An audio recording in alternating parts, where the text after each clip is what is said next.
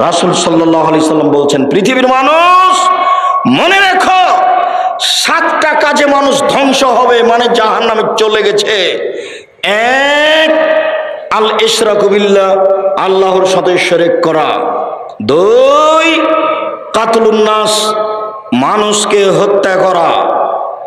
3, আকলুর রিবা, সুদ খাওয়া। সুদ খায় যারা জাহান্নামে যাবে তারা, মন মতো চলে যারা জাহান্নামে যাবে তারা। সুদ ঘুষ খায় যারা জাহান্নামে যাবে তারা।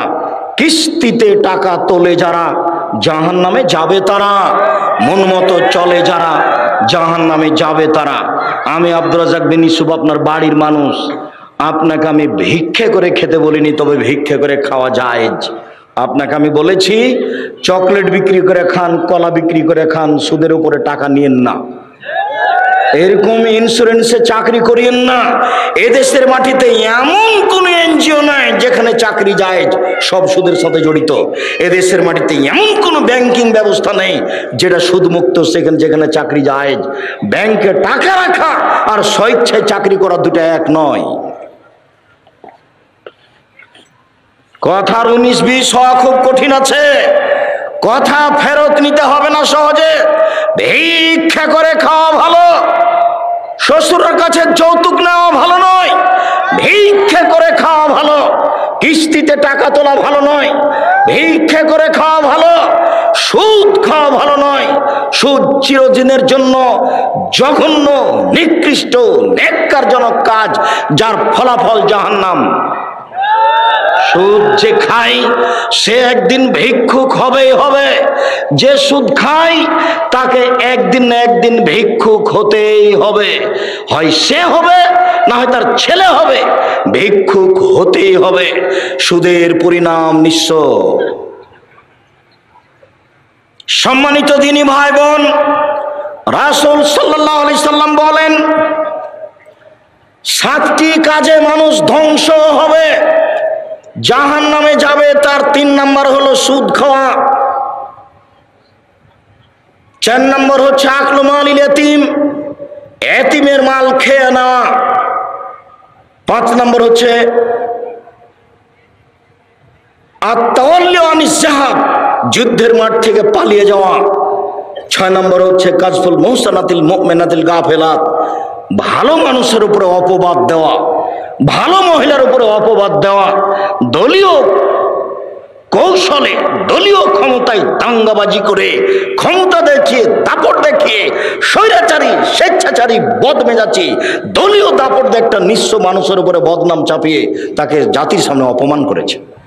বেটা, ক্ষমতা দেখে কয়দিন বাঁচতে চাও তুমি? ফেরাউন ডুবে গেছে। মনে রেখো, তুমি দাম্ভিকতা দেখিয়ে, দলীয় দাপট দেখিয়ে, ক্ষমতা দেখিয়ে, অর্থ দেখিয়ে, দাঙ্গাবাজি করে, জুলুমবাজি করে, দাম্ভিকতা দেখিয়ে, স্বৈরাচারী হয়ে, স্বেচ্ছাচারী হয়ে, বদমেজাজি হয়ে 1 মিনিট বাঁচার চেষ্টা করিয়েন না। ফেরাউন ডুবে গেছে। আপনারও নৌকা ডুবে গেছে, নৌকা উঠবে না বলে রাখলাম আপনাকে। যাকে অপমান করেছেন তার কাছে আজকে ক্ষমা নিতে হবে সকাল হতে হতে। তাছাড়া আপনার নৌকা ডুবে গেছে, তাহাজ্জুদ দিয়ে টিকতে পারবেন না, হজ দিয়ে টিকতে পারবেন না, কোন পথ দিয়ে টিকতে পারবে না। জুলুমবাজ যারা, দাঙ্গাবাজ যারা, মানুষকে অপমান করে যারা, মানুষকে জেল হাজতে দেয় যারা, দলীয় দাপট দেখায় যারা, তাদের নৌকা ডুবে গেছে, উঠবে না। নৌকা মহানন্দা নদীতে ডুবেনি, সাগরে ডুবে গেছে, যেখান থেকে উঠানো যাবে না। একটাই পথ, যার সাথে অন্যায় হয়েছে তার হাত ধরে ক্ষমা নিতে হবে। 1 থাপ্পড় রিকশাওয়ালাকে মেরে আপনি জান্নাত কিনতে পারবেন না তাহাজ্জুদ পড়ে। রিকশাওয়ালাকে থাপ্পড় মেরে, নিরীহ মানুষকে অপমান করে তাহাজ্জুদ পড়ে আপনি জান্নাত কিনতে পারবেন না, অসম্ভব। বিচারের মাঠে যখন বিচার আল্লাহ শুরু করবেন, তখন বিচারের সূচনাতেই তিনি বলবেন, আল ইয়াউমা লা তামলিকু নাফসুন লিনাফসিন শাইআ, আজ কোন মানুষ কোন মানুষের কোনো উপকার করতে পারবে না, একচ্ছত্র মালিকানা আমার। আইনাল জব্বার, আইনাল মুতাকাব্বির, আনা মালিকুল আমলাক। স্বৈরাচারী, স্বেচ্ছাচারী, বদমেজাজি, অহংকারী, দাঙ্গাবাজারা কোথায়? আমি আজকে রাজাধিরাজ। এই কথা বলে বিচার শুরু করবে। মাটির মানুষে থাকবেন একবারে নির্ভয় হয়ে। আপনার বাপ হলো মাটির তৈরি, আর আপনি হলেন শুক্রকীট, ঘৃণিত খারাপ জিনিস, গন্ধময় জিনিসের তৈরি। আমার বাপ কিসের তৈরি? মাটির তৈরি। আর আমি হচ্ছি একটা নিকৃষ্ট খারাপ গন্ধময় জিনিস, শুক্রকীটের বীর্যর তৈরি। আমার কেন এত ক্ষমতা? আমি কেন মানুষের সামনে জুলুমবাজি করি? কেন আমি মানুষকে দাপট দেখাই? আমার বাপ মাটির তৈরি, মানে মাটি হয়ে যাব।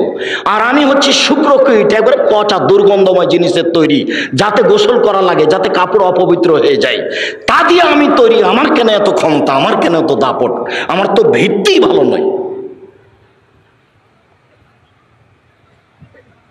আমি যেখান থেকে এসেছি, ও গায়ে কাপড়ে লেগে গেলে কাপড় খাঁচা লাগে, বোঝা যায় না কথা?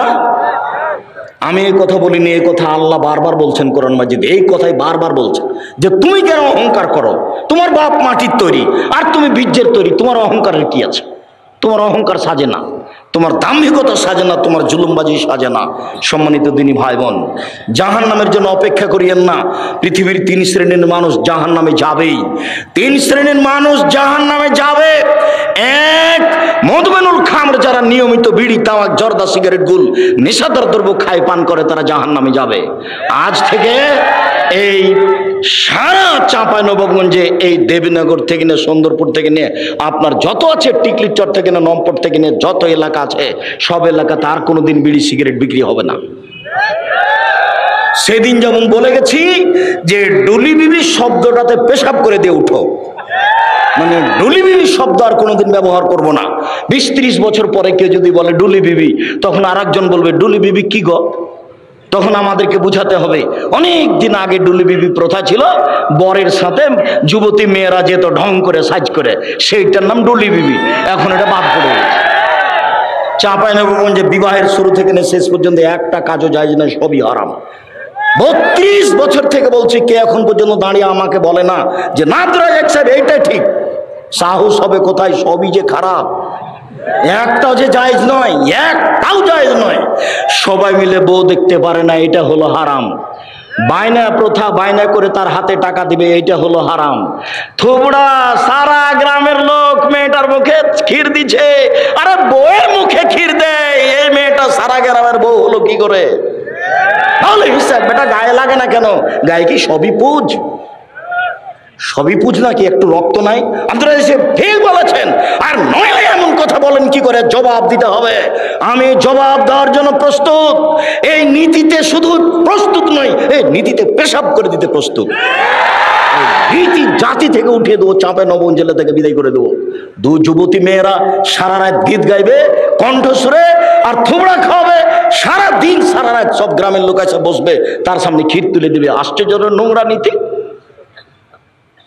আমি বলেছিলাম কাজী সাহেবের ওই খাতাকে টয়লেট পেপার হিসেবে ব্যবহার করতে হবে পেশাবের জন্য, পায়খানার জন্য। কেন?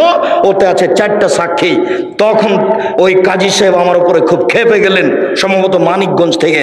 আমাকে তখন আমি বলছি, জনাব ক্ষেপছেন কেন?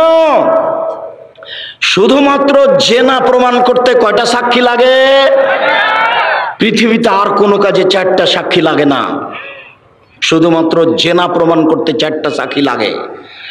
আল্লাহর নবী বলেছেন একটা বিবাহ বৈধ হওয়ার জন্য বাপ লাগে, 2 জন সাক্ষী লাগে। উকিল বাপ হারাম, চিরদিনের জন্য হারাম। উকিল বাপ চিরদিনের জন্য হারাম, চিরদিনের জন্য হারাম, কিয়ামত পর্যন্ত হারাম উকিল বাপ। উকিল বাপই নাই। খুলনাতে, চট্টগ্রামে, বরিশালে উকিল বাপই সেদিন থেকে বাপ। আর আসল বাপ আর বাপ নয়, ওই উকিল বাপই সেদিন থেকে বেটির বাড়ি যাবে, বেটি উকিল বাপের বাড়ি যাবে। এখন নাকি বাপ বেটি হয়ে গেছে। চাঁপাইনবাবগঞ্জের মতন গ্রামের সবাই নাকি চাচা, তো কার সাথে পর্দা করবে? গেওরা গ্রামের সবাই নাকি ভাই, তো কার সাথে পর্দা করবে? তো পর্দা করার কেউ নাই। এখন এর বাড়ি ও যায়, ওর বাড়ি এ আসে। সালাম তো ভুলে গেছে, বলে আব্দুর রাজ্জাক আছো গো, এ বলে ঢুকে যাচ্ছে। অথচ এই বলে ঢোকা হারাম। আসসালামু আলাইকুম, দরজায় গিয়ে সালাম দিতে লজ্জা পাই। শতকরা 1999 জন লোক লজ্জা পায় আমার সামনে যারা বসে আছে। আজ থেকে নীতি পরিবর্তন করেন, করতেই হবে। এর নাম আত্মার সাথে জিহাদ। আজ থেকে এই বৈঠকে যত মানুষ বসে আছি আর কোনোদিন বাড়ির দরজায় গিয়ে বলবো না যে আমাদের মা খালেদার মা আছো, এ কথা বলবো না। দরজায় বলবো আসসালামু আলাইকুম।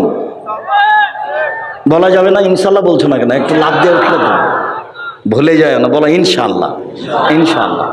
আর যদি কেউ সালাম ছাড়া ঢুকে যায় তাহলে কি করতে হবে?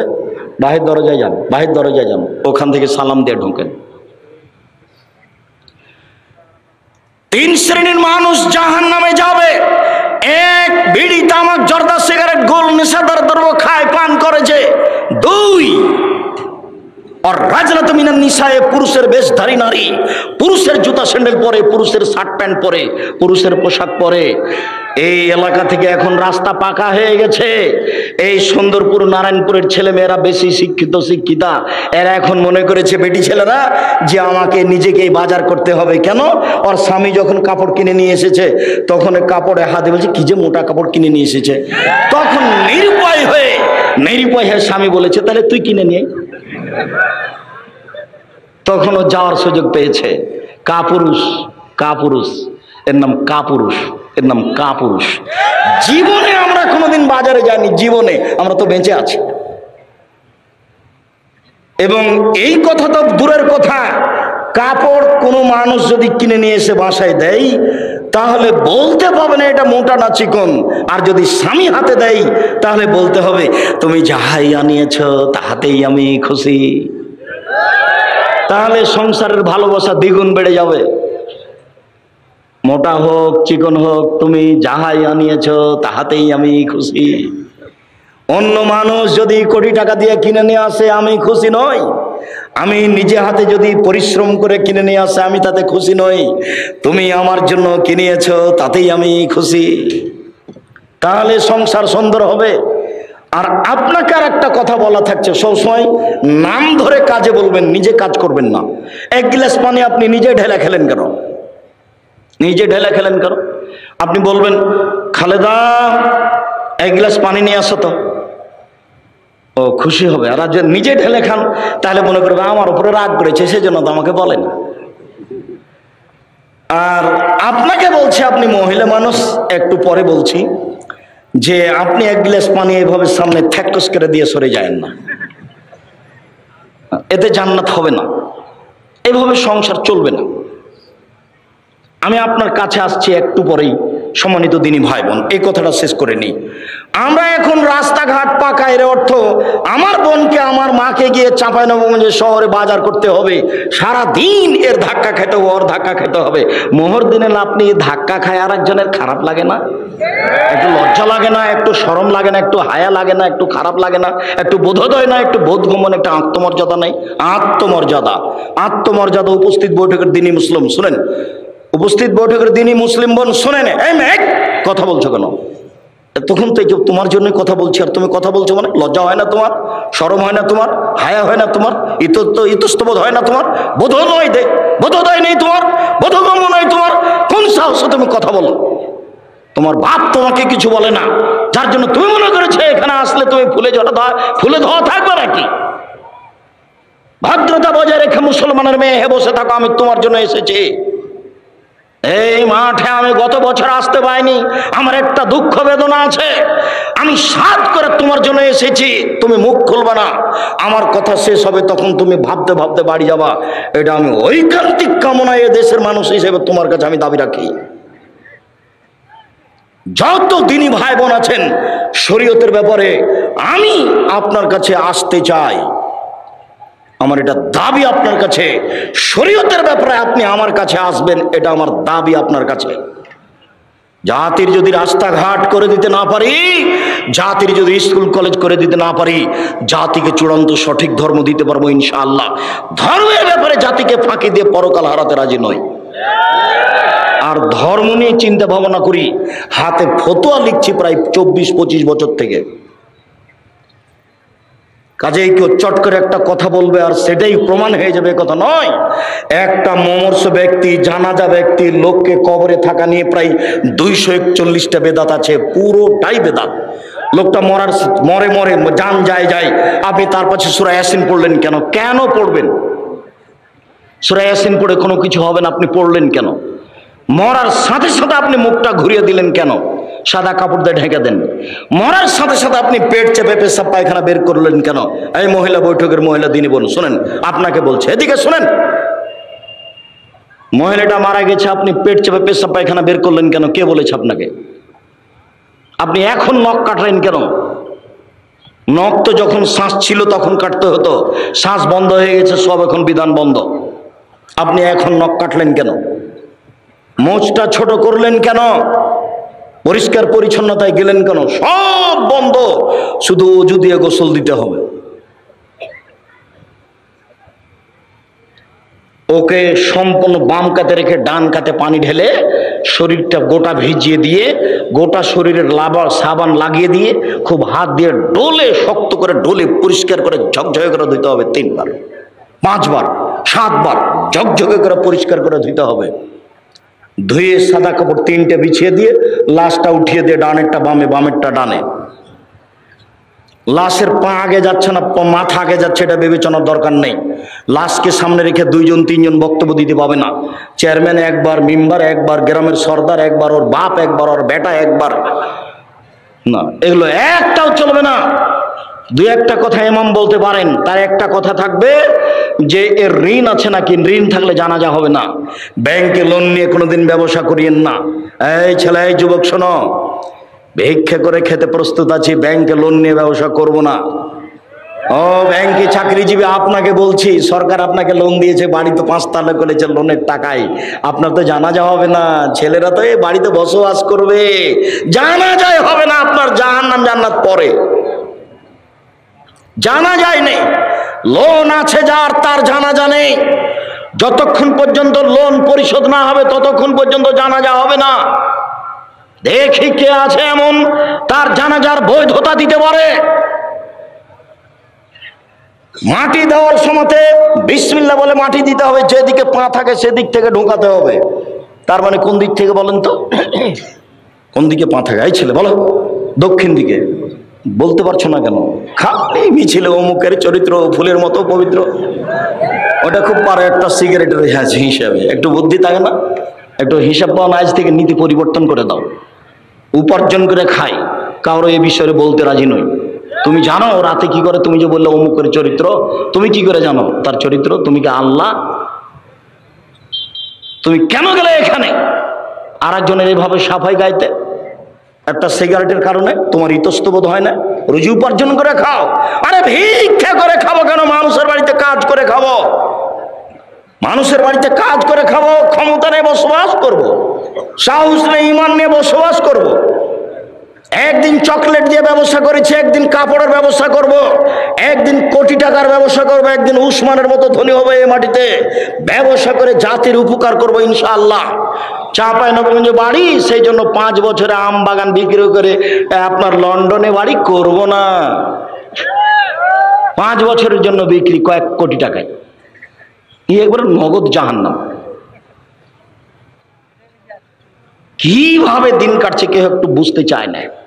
সম্মানিত দিনী ভাই বোন, বলছিলাম পুরুষের বেশধারী নারী যারা, তারা জাহান্নামে যাবে। 3 ও দায়ুসালে ইউক্রেফি আলাল খাওয়াসা, যে তার বাড়িতে বেহাইয়ের সুযোগ দিয়েছে, যার মেয়ে নগ্ন পোশাকে স্কুল কলেজে যায়, যার স্ত্রী নগ্ন পোশাকে চলে, সেই হচ্ছে দায়ুস। এমত অবস্থায় তাহাজ্জুদ পড়ে সফলতা অর্জন করতে পারবে না।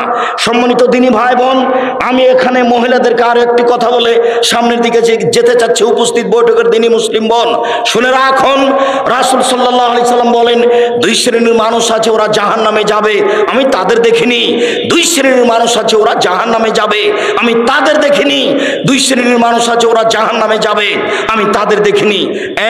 1, ওদের হাতে থাকে লাঠি গাভীর লেজের মতো, ওরা তা দিয়ে মানুষকে মারে, এরা জাহান্নামে যাবে। 2, নিসাউন, মহিলা, কাসিয়াতুন, কাপড় পরে থাকে, আরিয়াতুন, উলঙ্গ, মমিলাতুন, এরা পুরুষকে নিজের দিকে আকৃষ্ট করে, মায়লাতুন, এরা নিজেরা আকৃষ্ট হয়, লায়াত খুল্লাল জান্নাহ, এরা জান্নাতে যাবে না। জান্নাতে তো যাবে না, যাবেই না। ওয়ালা ইয়াজিদনা রিহাহা, এরা জান্নাতের গন্ধ পাবে না। ফাইনা রিহা লা তুজাদু মিন মাসরিতে কাদা ওয়া কাদা, যে জান্নাত জান্নাতের গন্ধ 1 বছরের দূরত্ব পথ থেকে পাওয়া যায়। এখানে জান্নাত আছে, এখানে একটা দ্রুতগামী ঘোড়া দৌড়াতে আরম্ভ করলো, 1 বছর দৌড়িয়ে যেখানে যাবে ওর মাথায় আপনি যদি দাঁড়ান তাহলে জান্নাতের গন্ধ পাবেন, অথচ এই মহিলা জান্নাতের গন্ধ পাবে না। নগ্ন পোশাক মানে এই ছেলে, তোমার মা এখন এখানে বসে আছে ছোট ব্লাউজ পরে, যারা হাত থেকে বাকি দেখা যায়, এটা কি ভালো পোশাক? তোমার মা যে ব্লাউজ পরে আছে তার সব নিচের দিক পেটে দেখা যাচ্ছে, এটা কি ভালো পোশাক? আমি শাড়ি হারাম বলিনি, তবে আমি বলেছি শাড়ি ভালো পোশাক নয়। আমি বলেছি সালোয়ার কামিজ মেক্সি চাদর পরতে হবে। যদি শাড়ি পরে তাহলে হাত হতে হবে ব্লাউজের কবজি পর্যন্ত, নিচের দিকে নিচে চলে যেতে হবে, 1.5-2 গজ কাপড়ের ব্লাউজ বানাতে হবে। আর শাড়ি পরে যদি বাইরে বের হতে চাই তাহলে পা মোজা পরে বের হতে হবে, নইলে যখন অটোতে পা উঠাবে তখন হাঁটু পর্যন্ত দেখা যাবে। শাড়ি আমি না কচ করিনি, তবে শাড়ি ভালো পোশাক নয়। আমি বলেছি সালোয়ার কামিজ মেক্সি চাদর পরুন। সম্মানিত দিনী ভাই বোন, বলছিলাম এরই নাম হচ্ছে নগ্ন পোশাক, বিনিময় জাহান্নাম।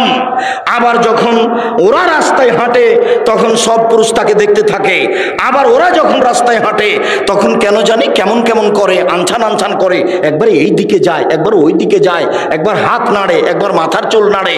তার মানে পরিবর্তন হয়েছে ও নিজেই পুরুষের দিকে আকৃষ্ট হয়েছে। যা রাসূল সাল্লাল্লাহু আলাইহি সাল্লাম বলেন, এই ছেলে,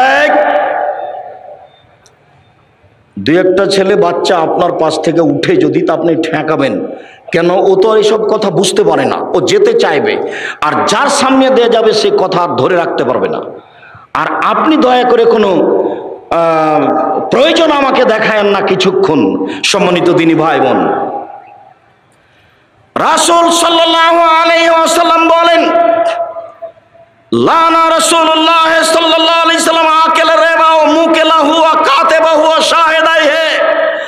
যে সুদ খায় তার উপরে অভিশাপ, যে সুদ দেয় তার উপরে অভিশাপ, যে সুদ নেয়, যে সুদের অঙ্ক কষে তার উপরে অভিশাপ, যে সুদের সাক্ষী থাকে তার উপরে অভিশাপ, ব্যাংকে যত ব্যবস্থাপনা আছে সবার উপরে অভিশাপ। আমি বলিনি, আমি অনুবাদক। শেষ বাক্যে তিনি বলেছেন হোম সওয়া, আজ থেকে তওবা করে উঠতে হবে, আর যেন কিস্তি না চলে। তোমার চলবে না, তোমার বাপের চলবে না, তোমার বোনের চলবে না, তোমার মায়ের চলবে না, একবারে টোটালি কিস্তিতে পেশাব করে উঠতে হবে। আবু হুরায়রা রাদিয়াল্লাহু তাআলা আনহু বলেন, রাসূল সাল্লাল্লাহু আলাইহি সাল্লাম বলেছেন, মায়াকুল দিরহাম রিবা ইয়ালাম আসাদু মিন সিত্তাতি ওয়া সালাসিনা জিনিয়া। কেউ যদি জেনে শুনে 1 টাকা সুদ খায়, 36 বার জেনা করে যত পাপ হবে, 1 টাকা সুদ খেলে তার চেয়ে বেশি পাপ হবে। আমি বলিনি, আমি অনুবাদক, এ কথা আমি বলিনি। বাচ্চা, এই কথা আমি বলিনি, আবার অনুবাদ করছি। রাসূল সাল্লাল্লাহু আলাইহি সাল্লাম বলেন, মায়াকুল দিরহাম রিবা ওয়া ইয়ালাম, কেউ যদি জেনে শুনে 1 টাকা সুদ খায়, ইয়া আসাদু মিন সিত্তাতি ওয়া সালাসিনা জিনিয়া, 70 বার জেনা করে যত পাপ হবে তার চেয়ে বেশি পাপ হবে 1 টাকা সুদ খেলে।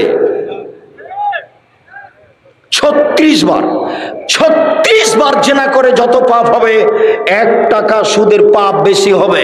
তিনি বলেন, আর রিবা সাবুনা জুজান, সুদের 17টি ভাগ রয়েছে। আইন সারহা আইন গহরাজুল উম্মাহু, তার সবচেয়ে ছোট ভাগ হলো মার সাথে জেনা করলে যেমন পাপ হয়। লজ্জা লাগে না? এই ছেলে, কত টাকা সুদ খেয়েছো, তুমি লজ্জা করো না? তোমার শরম লাগে না? এই বেটা, মুখ নিচু করে বসে আছো কেন?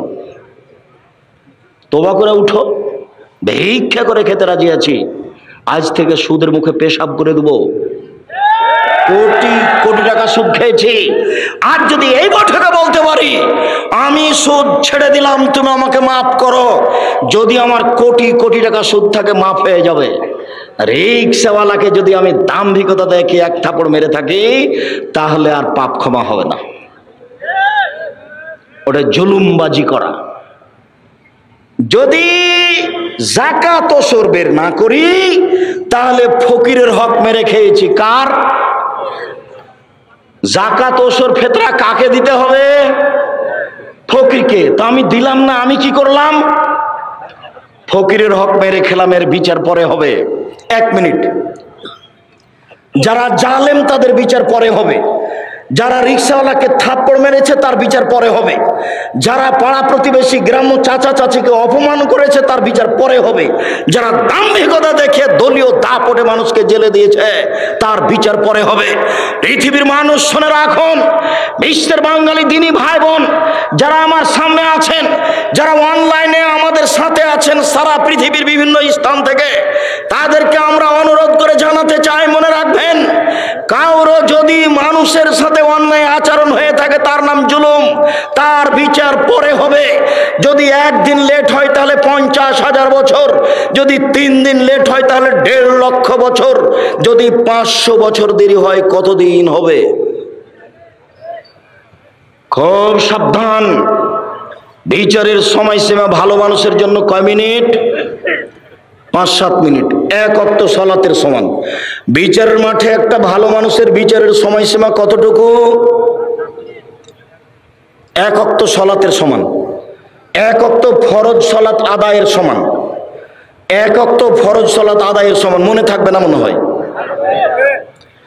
তো আমরা ধরে নিই মাগরিবের সালাত আদায় করতে 5-7 মিনিট লাগতে পারে, আমরা ধরে নিই এশার সালাত আদায় করতে 10 মিনিট লাগতে পারে।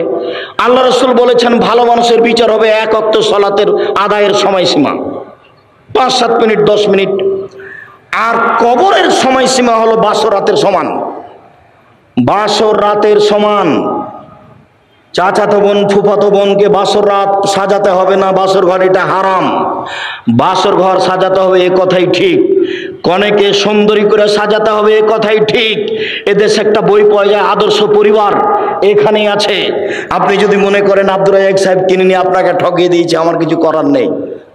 ওখানে বাসর রাত কেমন হবে তা লেখা আছে, বাসর রাতের বিস্তারিত বিবরণ দেওয়া আছে, কনেকে সুন্দরী করে সাজাতে হবে কথা বলা আছে। বাসর ঘরে ঢুকে আগে বইয়ের মাথায় হাত দিয়ে দোয়া পড়তে হবে, তারপরে 2 রাকাত সালাত আদায় করতে হবে, তারপরে দাম্পত্য জীবনে যেতে হবে।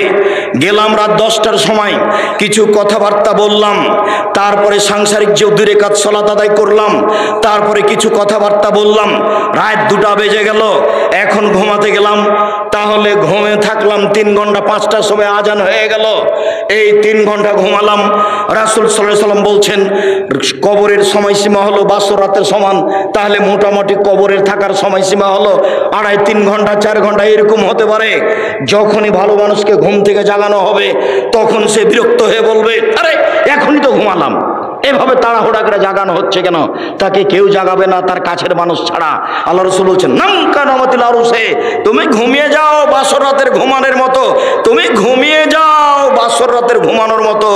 তুমি উত্তর সুন্দর দিয়েছ, লাইকে জহিল্লাহ বাহালি, তাকে কেউ জাগাবে না তার প্রিয় মানুষ ছাড়া, তাকে কেউ জাগাবে না তার প্রিয় মানুষ ছাড়া।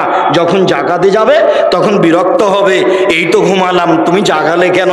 অথচ ঘুমিয়ে আছে 2000 কোটি বছর থেকে, 400 কোটি বছর থেকে, 20,000 বছর থেকে, 50,000 বছর থেকে ঘুমিয়ে আছে। কিন্তু যখন তাকে উঠাবে তখন ও কি মনে করবে? বুঝাতে পারলাম না, কেবলই ঘুমালাম তো বাসর রাতের সমান, এই তো ঘুমালাম। যদি ভালো মানুষ হয় তাহলে কবরের সময়সীমা বাসর রাতের সমান, আর যদি ভালো মানুষ হয় তাহলে বিচারের মাঠের সময়সীমা কতটুকু? 5-7 মিনিট, 10 মিনিট, 1 ওয়াক্ত সালাত আদায়ের সমান। বিচারের মাঠে যদি জালেমের একদিন দেরি হয় তাহলে 50,000 বছর, 3 দিন যদি লেট হয় তাহলে 1.5 লক্ষ বছর, যদি 500 বছর দেরি হয় তাহলে কতদিন আমি বলতে অক্ষম। সম্মানিত দিনী ভাই বোন, ভুলেও কোনোদিন জুলুমবাজি করে একদিন 1 ঘন্টা বাঁচার চেষ্টা করবেন না। ফেরাউন ডুবে গেছে, আমার জন্য নৌকা ডুবে না যায়, আমি একটু বাঁচতে চাই, সংবরণশীল হয়ে, ধৈর্যশীল হয়ে, ধৈর্যের পরিচয় দিয়ে, কাউকে গালি না দিয়ে, দাম্ভিকতা না দেখিয়ে অল্প সময় বেঁচে থাকার চেষ্টা করুন। 1 মিনিট, একটা আমার মা নকল করছেন আমার নানির কথা। আমার নানি আমার নানাকে বলতেন যে আশেপাশের লোক যে ধান কেটে নিল তুমি কখন যাবা? তখন আমার নানা উত্তরে বলতেন তো যে বললে তো আমি কি বুঝলাম? যদি চাপ দিয়ে আমার নানি আদায় করতো তখন বলতেন যে আশেপাশের লোক কেটে নেক তারপরে কাটবো। তো আমার নানার জীবন তো চলে গেছে, আমার নানির জীবন তো চলে গেছে। আমার খালা সিরাজউদ্দিন হচ্ছেন আমার খালু। তো আমার নানা আমার খালার বাড়িতে বেড়াতে এসেছেন, বেটিকে দেখতে এসেছেন। এখন দেখার পরে চলে গেছে বাড়িতে। তো আমার নানি জিজ্ঞাসা করছে বেটি কেমন হয়ে আছে। এটাই হলো শব্দ, আর কিছু না। এখন আমার নানি কি বুঝলেন, বেটি যে দেখা এলে তুমি তো কি বুঝলেন? হয়তো আমার বেটির সাথে দেখাই হয়নি, বাইরে বসে থাকে, কিভাবে চলে গেছে এমন হয়। তো দুনিয়া থেকে তো চলে গেছে, সময় তো শেষ হয়ে গেছে। এইভাবে বেঁচে থাকতে হবে না যাতে মানুষ কষ্ট পাবে, প্রয়োজন নাই। এই তো সেদিন ছিল 40 বছর বয়স, আজ দেখছি 60 বছর বয়স। তাহলে আবার কয়দিন পরে ঘুম থেকে উঠে দেখবো আমার বয়স 77 হয়ে গেছে, 80, আমি এখন মরছি, ছেলেরা সব প্রস্তুত, তাড়াহুড়া করে চাপাই নিয়ে যাবে, মেডিকেলে নিয়ে যাবে, যেতে যেতে শেষ। কেন আপনি এই জীবনে এরকম করছেন? সম্মানিত দিনী ভাই বোন, রাসূল সাল্লাল্লাহু আলাইহি সাল্লাম বলেন, পৃথিবীর মানুষ শুনে রেখো, কেউ যদি 1 টাকা সুদ খায় তাহলে সুদের 70 ভাগের সবচেয়ে ছোট ভাগ হলো মার সাথে জেনা করলে যেমন পাপ হয়। ভাষাটা কেমন! সুদের ব্যাপারে আল্লাহ রাসূল যেমন ভাষা ব্যবহার করেছেন, পৃথিবী তার কোনো জায়গাতে কোনো পাপের ব্যাপারে এরূপ ভাষা ব্যবহার করেননি। এক খেলে একটু চেয়ে থাকবেন, কেউ নড়াচড়া করবেন না, নইলে বুঝতে পারবেন না আমি হাদিস একটা লম্বা অনুবাদ করছি। এই সুদ দেখাতে গিয়ে সামরা ইবনে জুনদুব রাদিয়াল্লাহু তাআলা আনহু বলেন, রাসূল সাল্লাল্লাহু আলাইহি সাল্লাম একদা ফজরের সালাত আদায় করে আমাদের মুখামুখি হয়ে বললেন, হাল রা আহাদুকুম মিনকুম আর-রুয়া, সঙ্গী সাথী তোমরা গত রাত্রে কোনো স্বপ্নে কিছু দেখেছো? কুলনা না, আমরা বললাম জি না, আমরা আজ রাত্রে স্বপ্নে কিছু দেখিনি। তিনি বললেন, ইন রাআইতুল লাইলাতা রাজুলাইনি, আমি গত রাত্রে 2 জন লোককে দেখলাম, ফাতায়ানি, তারা 2 জন আমার কাছে আসলো, ফাঁকা যাবে এদাইয়া, তারা আমার 2 হাত ধরে আমাকে টেনে নিয়ে যেতে লাগলো বাইতুল মুকাদ্দাসের দিকে। টেনে নিয়ে যেতে যেতে দেখলাম একটা লোক বসে আছে, একটা লোক দাঁড়িয়ে আছে, তার হাতে একটা লোহার বাঁকা লাঠি আছে। লোহার বাঁকা লাঠিটা তার মুখের ডান দিক দিয়ে ঢুকিয়ে দিচ্ছে, ফেড়ে বাম দিকে নিয়ে যাচ্ছে, আবার তার বাম দিকে লাগাচ্ছে, আবার মুখটা ফেড়ে পিছন দিকে নিয়ে যাচ্ছে। বাম দিক ফেড়ে ফেলতে না ফেলতেই ডান দিক আবার ঠিক হয়ে গেছে। যতবার এরকম করছে অপর দিক ঠিক হয়ে যাচ্ছে। আমি বললাম, জিবরাইল মা হাজা, একই কথা। তারা 2 জন বলেন, ইনতালেক, চলতে থাকেন। ফানতালেক না, কিছু না বলে চলতে থাকলাম। চলতে চলতে দেখি একটা রাজুল, একটা মানুষ শুয়ে আছে, পাশে একটা লোক দাঁড়িয়ে আছে, তার হাতে একটা পাথর আছে। ফাজারা বাহু তাদা হাল হাজারো ফানতালাকা ইলাইহি, তার মাথার উপরে মারছে জোরে পাথরের বাড়ি, মাথাটা ভেঙে একবারে ছাতু ছাতু হয়ে যাচ্ছে, পাথর ছিটকে দূরে চলে যাচ্ছে। সে পাথর নিয়ে আসতে যাচ্ছে, আনতে না আনতে দেখে মাথা ঠিক হয়ে গেছে, আবার মারছে, আবার পাথরটা চলে যাচ্ছে ওইদিকে, আবার নিয়ে আসছে। আমি বললাম, মা হাজা, একই দৃশ্য।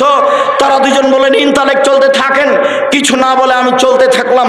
চলতে চলতে চলে আসলাম একটা গর্তের কাছে।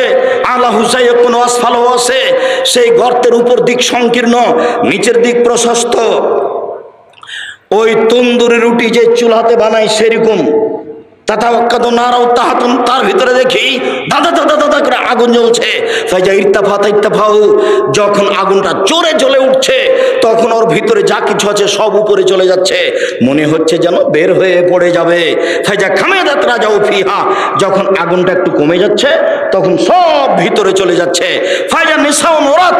দেখি উলঙ্গ অবস্থায় পুরুষ আর নারী জমা হয়ে দাদা দাদা করে উপরে উঠে যাচ্ছে, আবার নিচে নামছে, আবার উঠে উপর চলে যাচ্ছে। 2 জন জমা ধরে আছে, তাদের পরনে কোনো কাপড় নাই। দৃশ্য দেখে অবাক হয়ে গেলাম। আমি বললাম, মা হাজা, জিবরাইল, কি দৃশ্য! কালা। তারা 2 জন আমাকে কিছু বললেন না, ইনতালেক, চলতে থাকলেন। আমিও বললেন চলেন, আমিও চলতে থাকলাম। চলতে চলতে চলে আসলাম একটা রক্তের নদী। দেখি নদীতে শুধু রক্ত, পানি টানি নাই, কিছু নেই। রক্তের নদীর মাঝে একটা লোক আছে, পাশে একটা লোক রয়েছে। যে লোকটা পাশে আছে তার হাতে একটা আছে, পাথর আছে। যতবার রক্তের নদী থেকে লোকটা উঠতে চাচ্ছে ততবার পাশ থেকে মেরে তার মুখকে ভেঙে চুর করে দিচ্ছে, চুরমার করে দিচ্ছে। ও ভিতরে চলে যাচ্ছে, আবার আসার চেষ্টা করছে, আবার পাথর মারছে। আমি বললাম, একই দৃশ্য। কালা। তারা 2 জন বললেন, ইনতালেক, চলতে থাকেন। আমি আর কিছু না বলে চলতে থাকলাম। চলতে চলতে চলে আসলাম একটা বাগানে। সেই বাগান দেখি খুব সুন্দর বাগান, অফিয়া সাজারান্ত নাজিমা। বাগানে দেখি একটা খুব বিরাট গাছ। সেই গাছের পাশে দেখছি একটা বৃদ্ধ মানুষ হেলান দিয়ে বসে আছেন, দেখি একটা দূরে একটা লোক, তার হাতে একটা লোহার লাঠি আছে, ইউকাদুন নারা, ও আগুনকে এভাবে লোহার লাঠি দিয়ে উত্তেজিত করছে। ফাসায়দা বিয়া সাজারা, তারা দুজন আমাকে ধরে গাছের উপর দিকে নিয়ে চলে গেলেন, মাঝামাঝি দিকে একটা ঘরে ঢুকে দিলেন। আরে গাছের মাঝামাঝিতে ঘর, এত সুন্দর দামি ঝকঝকে ঘর, ঝকঝকে ঘর আমি জীবনে কোনোদিন দেখিনি। সবকিছু দেখলাম, সেখানে দেখি যুবক, যুবতী, পুরুষ, নারী, বৃদ্ধ, সব বৃদ্ধা পরিপূর্ণ হয়ে আছে। তারা দুজন আমাকে সেখান থেকে বের করে নিলেন, আর উপরে নিয়ে গেলেন, আর একটা ঘরে ঢোকালেন। দেখি সেই ঘর আগের ঘরের চেয়ে অনেক উত্তম, সেই ঘরে আছে শুধু যুবক আর বৃদ্ধ মানুষ আছে। এইবার তারা দুইজনকে আমি বললাম, এতক্ষণ পর্যন্ত যা কিছু দেখলাম আমাকে বলে দেন। তখন তারা দুইজন বললেন, আচ্ছা আচ্ছা ঠিক আছে, সব বলে দিচ্ছি আপনাকে। আপনি কি দেখলেন? ওই যে প্রথমে দেখলেন একটা লোক বসে আছে, তার মুখের ডান দিক দিয়ে লাঠি ঢুকিয়ে ফেড়ে পিছন দিকে নিয়ে যাচ্ছে, বাম দিকে লাঠি ঢুকিয়ে ফেড়ে পিছন দিকে নিয়ে যাচ্ছে। ফারাজুলুন কাযাব, মিথ্যা কথা বলতে। যারা জীবনে মিথ্যে কথা বলবে তাদের এই অবস্থা হবে, যতদিন পর্যন্ত বিচার না হয়েছে এরকম হতে থাকবে। মিথ্যা কথা বললেন কেন? সুলিও হবে না, ফাঁসিও হবে না। কেন আপনি মিথ্যা কথা বলতে গেলেন? কেন আপনি মিথ্যা সাক্ষী দিবেন? হাদিস বুখারী মুসলিম এক খেয়ালে চেয়ে থাকবেন, যার মুখ ফেড়ে ফেলা হচ্ছে হলো মিথ্যুক, বিচারের দিন পর্যন্ত এইভাবে তার শাস্তি হতে থাকবে। বিচার হলে কি হবে বুঝাই যাচ্ছে, জাহান্নাম হবে, তবে আল্লাহ ভালো জানে। দুই, ওই যে দেখলেন যে লোকটা শুয়ে আছে, পাশ থেকে পাথর মেরে তার মাথাকে ভেঙে চৌচির করে দেওয়া হচ্ছে। রাজুলুন আলেম, উনি হচ্ছেন মাওলানা মানুষ। উনি কেমন মানুষ? মাওলানা মানুষ। হুজুর এবার আটকা পড়েছে, বক্তা শ্রোতার পরিচয় বই পড়তে হবে, জরুরি। হুজুরকে দিয়ে জাহান্নাম উদ্বোধন হবে। কাকে দিয়ে জাহান্নাম উদ্বোধন হবে? হুজুরকে দিয়ে। আল্লাহ রাসূল বলছেন যে জিবরাইল আমাকে মেরাজে নিয়ে যাচ্ছেন উপরে, হঠাৎ দেখি অনেক মানুষ যাদের ঠোঁট এবং জিভাকে আগুনের কেঁচি দিয়ে কেটে দেওয়া হচ্ছে, আগুনের কেঁচি দিয়ে জিভা কেটে দেওয়া হচ্ছে। আমি বললাম, জিবরাইল মান হাওলা, একই কথা, ছি ছি ছি ছি ছি জি, জিভা কোনো আগুনের কেঁচি দিয়ে কেটে দেওয়া হচ্ছে। তখন জিবরাইল বলছেন, হাওলাই খুতবান উম্মতিক, এরা হচ্ছে আপনার উম্মতের বক্তা, যারা বক্তৃতা করে বেড়াতো। আমি জানি না আপনার মুফাসসিরের কি হবে। আপনার মুফাসসির দিয়ারের মাটিতে এসে 3 ঘন্টা বক্তব্য দিল, তারপরে বলছে এই আয়াতের তাফসীর তো আরো 2 দিন লাগবে। আল্লাহর কসম, ওরকম তাফসীর দুনিয়াতে নাই। আপনি বাস্তব পরীক্ষা করবেন, এই ছেলে কতদিন থেকে টাকা এভাবে উঠাও গো তাফসীর মাহফিলে, বলো যে ভুল হয়েছে আর কোনোদিন করবো না। এই ছেলে শোনো, তোমাকে বলছি, বাংলা তাফসীর ইবনে কাসির পাওয়া যায়, সবচেয়ে বড় এবং ব্যাপক। তোমার হুজুরকে বলে দিও সূরা কাহফের 10 নম্বর আয়াত পর্যন্ত তাফসীর করবেন, তারপরে তুমি বাংলা খুলে বসে থাকবা। আল্লাহর হস্তে তোমার সাথে তার কোনো মিল খাবে না। তোমাকে ফাঁকি দিয়েছে, জাতিকে ফাঁকি দিয়েছে, 20,000 টাকা লস হয়েছে, আবার মুরগির গোস্ত, আবার একটু মনে গেলে চোখ গরম। হ্যাঁ, গাড়ি পাঠাননি, আমি দেখে আসছি না, 90 সাল থেকে দেখছি। কতদিন থেকে? 90 সাল থেকে দেখছি। আমি কোনোদিন বলিনি গাড়ি কোথায়, কোনোদিন বলিনি গাড়ি কোথায়, ব্যবস্থাপনা ভালো হয়নি কেন, কোনোদিন বলিনি। বিমানবন্দরে ঢুকে যখন বিমানে উঠতে যাই, তখন যারা নিয়ে যায় তারা বলে আপনি থামেন, আপনি এখানে বসে থাকেন। তো কিছুক্ষণ পরে বলে যে চলেন। তার মানে ওই আর সব আমলোক যে গাড়িতে উঠেছে ওকে আমাকে ওখানে উঠতে দিবে না। ওই পার্সোনাল একটা গাড়ি নিয়ে এসেছে, তার নাম ভিআইপি বলছে। আমি ভিআইপি হিসাব করি না কোনোদিন। যখন যেখানে যাই পিছনে মানুষ এমনি হেঁটে বেড়াচ্ছে। এরা আল্লাহর অশেষ দয়া, এর নাম দয়া। এর নাম কি? এর নাম দয়া। কোনো দিন একটা মিনিটের জন্য নিজেকে হিসাব করে চলি না, একটা মিনিট। এই যে আজকে এখানে এসেছি, কিছুক্ষণ আগে বাড়িতে যেভাবে ছিলাম সেভাবে এসে। মুসলিউদ্দিন বলছে যে দুবাই বিমানবন্দরে লুঙ্গি পরে আছেন, জরিমানা লাগবে। জরিমানা আগে লাগুক, তো তারপরে দেখা যায়। জরিমানা আগে লাগুক। গ্রামের মানুষ খুব সাধারণভাবে থাকার চেষ্টা করি। আল্লাহকে বলি, আল্লাহ আমার ভুল ত্রুটির কারণে জামিয়া সালাফের ক্ষতি না হয়। আর একটা বলি, আমি যদি কিছু ইবাদত বান্দেগি করে পার হতে না পারি, তাহলে জনগণ যেসব কোরআন হাদিসের কথা বলেছি ওরা যে মেনে চলছে ওই দিক দিয়ে একটু বিচারের মাঠে পার করে দিও কোনো রকম করে, অন্তত এইটুকু তুমি দাবি রক্ষা করো, এইভাবে বলি আল্লাহকে। নিজে কিছু করে সফল হতে পারবো এমনটা মনে বলে না। সম্মানিত দিনী ভাই বোন, তারপরে আল্লাহ রাসূল বলছেন যে দুইজন বলছেন ওই যে আপনি দেখলেন যে লোকটা রক্তের নদীতে পড়ে আছে সে হচ্ছে সুদখোর, সুদ খেত, যার কারণে তাকে রক্তের নদীতে ফেলে দিয়ে পাশ থেকে পাথর মেরে তার মাথাকে মুখকে ভেঙে চৌচির করা হচ্ছে। পৃথিবীর দিনী মুসলিম ভাই বোন, সম্মানিত উপস্থিত দিনী ভাই বোন, যারা মিডিয়াতে আমাদের সাথে আছেন তাদেরকে আমরা অনুরোধ জানিয়ে বলছি, সুদ মহাপাপ, বিনিময় জাহান্নাম। কেউ যদি সুদ খায় তার উপর আল্লাহর অভিশাপ হবে, রাসূলের অভিশাপ হবে। কেউ যদি 1 টাকা সুদ খায় তা হবে 36 বার জেনা করে যত পাপ হবে, 1 টাকা সুদ খেলে তার চেয়ে বেশি পাপ হবে। কেউ যদি সুদ খায়, সুদের পাপের 70টি ভাগ রয়েছে, ছোট ভাগ হলো মার সাথে জেনা করলে যেমন পাপ হয়। কেউ যদি সুদ খায় তাহলে তাকে রক্তের নদীতে ফেলে দিয়ে তার মুখে পাথর মেরে তার মুখকে চৌচির করা হবে। অতদিন পর্যন্ত শাস্তি হতে থাকবে যতদিন পর্যন্ত বিচার না হয়েছে। ওই যে দেখলেন বিশাল গাছ, গাছের পাশে একজন বৃদ্ধ মানুষ বসে আছেন, তিনি হচ্ছেন ইব্রাহিম আলাইহিস সালাম। ওই যে একটা লোক দেখলেন যে লোহা হাতে করে আছে, জাহান্নামের আগুনকে উত্তেজিত করছে, উনি হচ্ছেন মালিক ও খাজিনের নারে জাহান্নামের মালিক, তিনি আগুনকে উত্তেজিত করছেন। এই যে আমি আপনার ডান হাত ধরে আছি, আমি হচ্ছি জিবরাইল। এই যে আপনার বাম হাত ধরে আছেন, ইনি হচ্ছেন মিকাইল। আপনি একটু মুখটা আকাশের দিকে করেন, আমি করলাম। আমি দেখলাম সুন্দর একটি ঝকঝকে ঘর, তারা বললেন এটা হচ্ছে আপনার ঘর। আমি বললাম দান ইয়াদখুল মানজিলি, তাহলে আপনারা দুইজন ছেড়ে দেন, আমি ঘরে ঢুকে যাই।